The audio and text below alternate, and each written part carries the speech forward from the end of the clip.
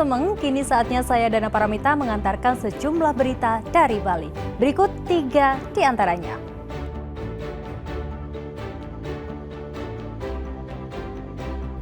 Dua bangunan rumah sekaligus bengkel di Jalan Drupadi, Denpasar ludes terbakar.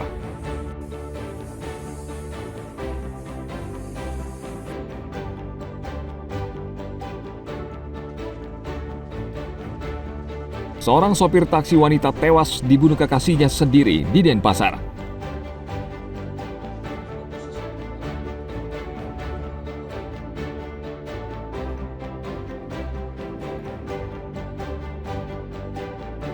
Barongket Jumbo jadi ikon baru Pura Desa Batuan, Gianyar.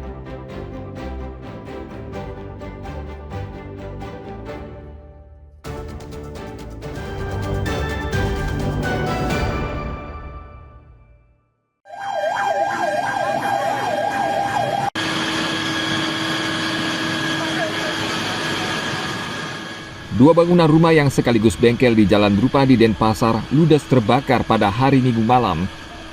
Video singkat milik Dinas Pemadam Kebakaran dan Penyelamatan Kota Denpasar memperlihatkan kobaran api yang cukup besar melahap kedua bangunan tersebut.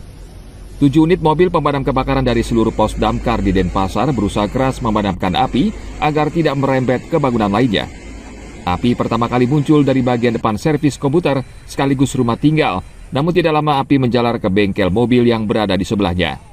Tidak ada korban dalam peristiwa ini, namun pemilik servis komputer terpukul sehingga tidak bisa memberikan keterangan terkait penyebab kebakaran.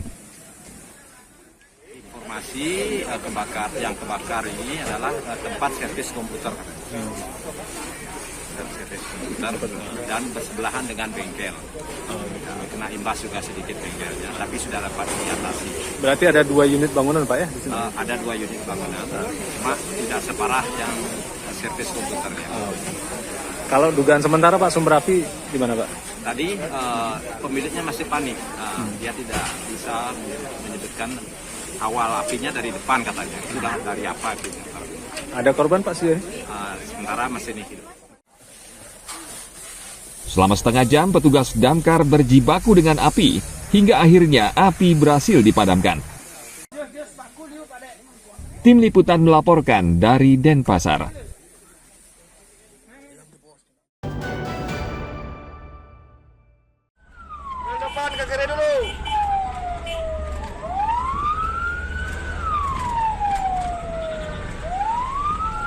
Kebakaran hebat menghanguskan rumah milik Imade Ariana, warga Banjar Bendel, Desa Manistutu, Kecamatan Melaya, Jemberana, pada akhir pekan lalu.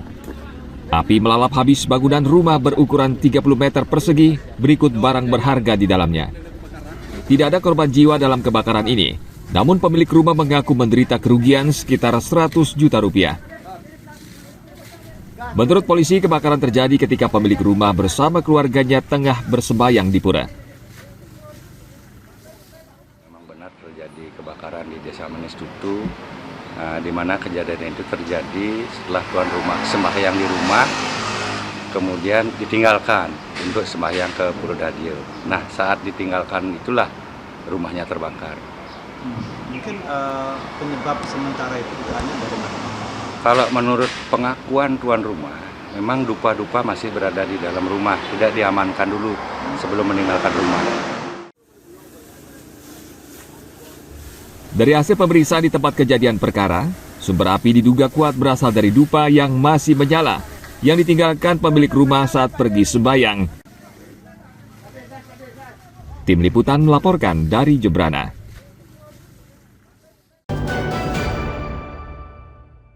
Info buat teman-teman driver, mungkin ada yang kenal sama ini mobil, ini platnya. Kasus mayat seorang perempuan pengemudi taksi online yang sempat viral di media sosial akhirnya terungkap. Polisi tidak butuh waktu lama. Pelaku berusia 26 tahun akhirnya ditangkap dan merupakan kekasih korban. Pelaku sempat melarikan diri ke Solo dan saat ditangkap sempat melawan dengan menabrakkan kendaraan ke arah petugas. Polisi akhirnya melumpuhkan pelaku dengan menembak kakinya. Polisi memastikan pria berinisial GW adalah pelaku tunggal. Ia menghabisi nyawa Remi Yuliani Putri yang berusia 36 tahun. Jasadnya ditemukan di dalam mobil di Jalan Kerta Dalam, Denpasar pada Jumat 2 Mei lalu. Dari hasil pemeriksaan, pelaku memang berniat membunuh korban karena sebelum bertemu ia sudah mempersiapkan senjata tajam. Ia menghabisi nyawa korban di sebuah lahan kosong di Jalan Guagong, Jimbaran. Kemudian ia membawa jasad korban dengan mobil dan memarkirnya di depan salah satu rumah di Jalan Kertadalem. Pelaku mengaku sakit hati karena ucapan korban. Di Solo itu bukan melawan lagi, malah ditabrak lagi. Itu di lahan kosong di Jalan Guagong, Jimbaran terjadi TKP awal. Jadi di kos-kosan itu yang mohon maaf, depan kontrakan terakhir mobil ditemukan itu adalah mobil tempat mobil ditempatkan di situ. Tersangka sama korban ini pacaran, mohon maaf, korban ini sudah janda. Posisi mereka sama-sama driver. Sama-sama driver.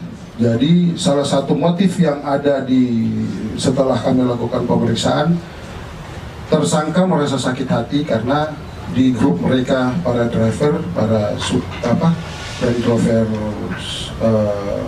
online lah, sakit hati di situ dia. Karena itu kan udah dimaki di depan umum. Padahal mereka ini ada hubungan asmara.